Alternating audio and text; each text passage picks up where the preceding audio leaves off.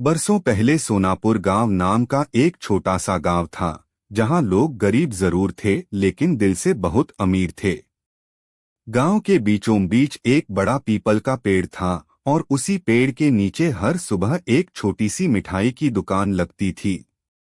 उस दुकान का मालिक था रामलाल हलवाई। रामलाल का चेहरा हमेशा मुस्कुराता रहता, माथे पर हल्की सी पसीने की चमक और आंखों में सच्चाई दिखती थी।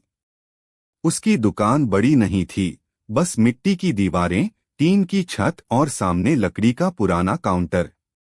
लेकिन उसकी मिठाइयों की खुशबू इतनी प्यारी होती कि दूर दूर के लोग सुबह सुबह वहां पहुंच जाते। रामलाल हमेशा शुद्ध घी का इस्तेमाल करता, दूध में पानी नहीं मिलाता और चीनी भी अच्छी खरीदता। गांव के लोग कहते थे कि उसकी जलेबी में मिठास कम और प्यार ज्यादा होता है। दूसरी तरफ उसी गांव में एक और मिठाई वाला था, धनराज। उसकी दुकान रामलाल से कहीं बड़ी थी। रंगबिरंगी लाइटें लगी थीं, शीशे के बड़े बड़े काउंटर थे और बाहर लिखा रहता, सोनापुर की सबसे मशहूर मिठाई। लेकिन सच यह था कि धनराज की मिठाइयों में मिलावट भरी रहती। वह पुराने तेल में समोसे तलता, दूध में आधा पानी मिलाता और बची हुई मिठाइयों को अगले दिन दोबारा चमकाकर बेच देता। गांव के कुछ लोग जानते थे, लेकिन उसकी दुकान इतनी चमकदार थी कि नए लोग वहीं चले जाते। धनराज को रामलाल की ईमानदारी से बहुत जलन होती थी। वह सोचता, ये गरीब आदमी आखिर कैसे इतना सम्मान पा लेता है। एक दिन सुबह सुबह जब रामलाल ताजी जलेबियां बना रहा था, तभी गांव का छोटा बच्चा चिंटू दौड़ता हुआ आया और बोला, रामलाल काका, माँ ने कहा है आधा किलो लड्डू दे दो, लेकिन पैसे शाम को मिलेंगे। रामलाल मुस्कुराया और बोला, बेटा, मिठाई पैसे से नहीं, भरोसे से बिकती है। उसने डिब्बा भरकर दे दिया। चिंटू खुश होकर भाग गया। यह सब देखकर धनराज हंसने लगा। उसने अपने नौकर से कहा, यही वजह है कि ये जिंदगी भर गरीब रहेगा। लेकिन उसी शाम चिंटू की मां ने पैसे लौटाते हुए पूरे गांव में रामलाल की तारीफ कर दी। धीरे धीरे गांव में उसकी इज्जत और बढ़ने लगी। त्योहारों पर लोग पहले रामलाल की दुकान पर जाते। उसकी दुकान पर भीड़ इतनी हो जाती कि कई बार रात तक जलेबियां बनती रहतीं। दोस्तों, अगर आपको यह कहानी सुनने में उतना ही रोमांच महसूस हुआ जितना मुझे इसे सुनाने में, तो इस चैनल को अभी सब्सक्राइब करें और बेल आइकन को दबाएं। साथ ही इस वीडियो को लाइक करें और कमेंट में बताएं कि आपको कहानी का कौन सा हिस्सा सबसे ज्यादा पसंद आया। आपका यह छोटा सा सपोर्ट मुझे बताता है कि आप ऐसी कहानियों में कितनी रुचि रखते हैं। अगर आपका प्यार मिलता रहा, तो मैं वादा करता हूं कि ऐसी ही और भी रोमांचक और रहस्यमयी कहानियां आपके लिए हर दिन लेकर आता रहूंगा। जुड़े रहने के लिए फॉलो करें। धन्यवाद।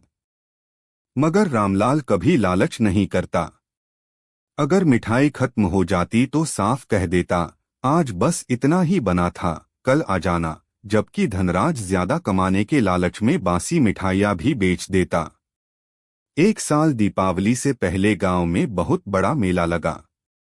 आसपास के कई गांवों से लोग आने वाले थे। दोनों हलवाइयों ने तैयारी शुरू कर दी। रामलाल ने अपनी पत्नी सीता से कहा, हम कम बनाएंगे लेकिन अच्छा बनाएंगे। उधर धनराज ने सोचा, इस बार खूब पैसा कमाऊंगा। उसने सस्ता घी खरीदा, नकली मावा मंगवाया और मिठाइयों में रंग मिलाया ताकि वे चमकदार दिखें। मेले का दिन आया। पूरा गांव रोशनी से जगमगा रहा था। बच्चे पटाखे चला रहे थे, ढोल बज रहे थे और लोग नई नई पोशाकें पहनकर घूम रहे थे। रामलाल की दुकान से देसी घी की खुशबू आ रही थी, जबकि धनराज की दुकान पर तेज लाइटें और ऊंची आवाज में गाने बज रहे थे।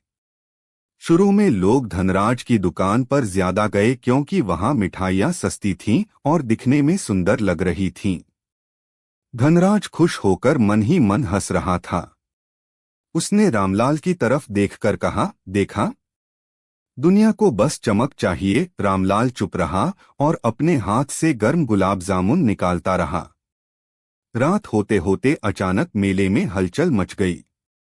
जिन लोगों ने धनराज की मिठाइयाँ खाई थीं, उनमें कई लोगों का पेट खराब होने लगा। बच्चों को उल्टियाँ होने लगीं। कुछ लोग बेहोश तक हो गए। पूरे मेले में अफरा तफरी मच गई। गांव के वैद्य और डॉक्टर दौड़ पड़े। जब जांच हुई तो पता चला कि मिठाइयों में मिलावट थी। लोगों का गुस्सा भड़क उठा। धनराज डर गया। उसकी दुकान के सामने भीड़ जमा हो गई। लोग चिल्लाने लगे, बेईमान, बच्चों की जान से खेलता है। धनराज कांपने लगा। तभी गांव के मुखिया आए। उन्होंने धनराज से पूछा, क्या ये सच है?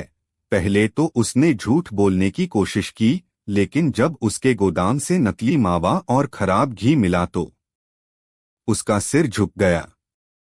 उसी समय दूसरी तरफ रामलाल अपनी दुकान बंद करके बीमार लोगों को मुफ्त में गर्म दूध और हल्की मिठाई बांट रहा था ताकि बच्चों को ताकत मिल सके।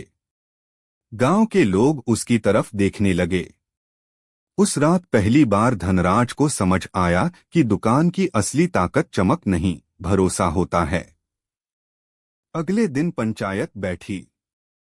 फैसला हुआ कि धनराज की दुकान कुछ महीनों के लिए बंद रहेगी और उसे गांव वालों से माफी मांगनी होगी। धनराज रो पड़ा। उसने पहली बार अपनी गलती स्वीकार की। मगर कहानी यहीं खत्म नहीं हुई। दुकान बंद होने के बाद उसके पास खाने तक के पैसे नहीं बचे। जिन लोगों के साथ वह रोज बैठकर हंसता था, वही लोग उससे दूर हो गए। एक दिन भूखा प्यासा धनराज चुपचाप रामलाल की दुकान के सामने आकर बैठ गया। बारिश हो रही थी और उसके कपड़े भीग चुके थे। रामलाल ने उसे देखा और बिना कुछ कहे अंदर बुलाया। उसे सूखे कपड़े दिए और गरम खाना परोसा। धनराज की आंखों से आंसू बहने लगे। उसने कांपती आवाज में पूछा, मैंने हमेशा तुम्हारा बुरा चाहा, फिर भी तुम मेरी मदद क्यों कर रहे हो? रामलाल मुस्कुराया और बोला, क्योंकि मिठाई बनाने वाला अगर दिल में कड़वाहट रखे तो उसकी मिठास भी बेकार हो जाती है। यह बात धनराज के दिल में उतर गई। अगले दिन से उसने रामलाल के साथ काम करना शुरू किया। शुरुआत में गांव वाले उस पर भरोसा नहीं करते थे, लेकिन रामलाल ने कहा, गलती करने वाला बुरा नहीं होता, गलती मानने से भागने वाला बुरा होता है। धीरे धीरे धनराज बदलने लगा। अब वह सुबह सबसे पहले दुकान साफ करता, शुद्ध दूध लाता और खुद मिठाइयाँ बनाना सीखता। पहली बार उसने मेहनत की असली कीमत समझी। कई महीने बीत गए। एक दिन गांव में फिर मेला लगा। इस बार रामलाल ने अपनी दुकान के बोर्ड पर अकेले अपना नाम नहीं लिखा। उसने लिखा, रामलाल और धनराज की शुद्ध मिठाई की दुकान। यह देखकर पूरे गांव को आश्चर्य हुआ। मेले में इस बार सबसे लंबी लाइन उनकी दुकान पर थी। लोग सिर्फ मिठाई खरीदने नहीं, बल्कि उस बदलाव को देखने आए थे जिसने एक बेईमान आदमी को इंसान बना दिया था। रात को जब मेला खत्म हुआ तो धनराज चुपचाप आसमान की तरफ देखने लगा। उसकी आंखों में आंसू थे।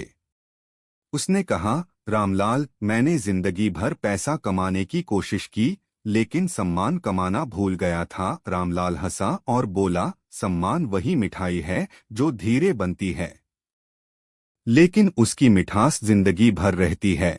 उस दिन के बाद सोनापुर गांव में एक कहावत मशहूर हो गई, मिठाई में चीनी कम हो तो चल जाएगा, लेकिन इंसान में ईमानदारी कम नहीं होनी चाहिए। और सच यही था कि लोग आज भी उस गांव की मिठाइयों का स्वाद भूल सकते हैं, लेकिन रामलाल की ईमानदारी और धनराज के बदलते दिल की कहानी कभी नहीं भूल